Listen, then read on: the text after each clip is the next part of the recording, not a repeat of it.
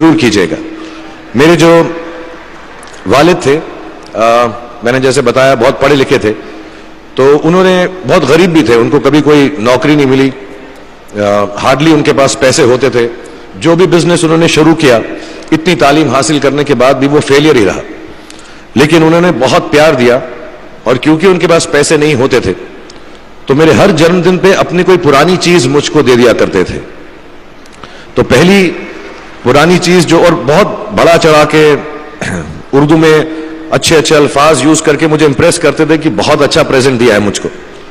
تو وہ مجھے پہلی چیز انہوں نے مجھے, یہ میں ہر جگہ پر بولتا ہوں, اسکول کے بچوں کے فنکشن پہ, ییل یونیورسٹی میں, ایڈنبرا میں, کیونکہ آپ لوگ سب اپنی لائف کے اس تھریشولڈ پہ ہیں جہاں سے آپ کو کامیابی حاصل کرنی ہے انشاءاللہ.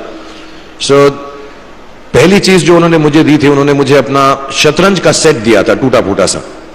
وہ شطرنج ہر روز کھیلتے تھے. ہنومان مندر کے جو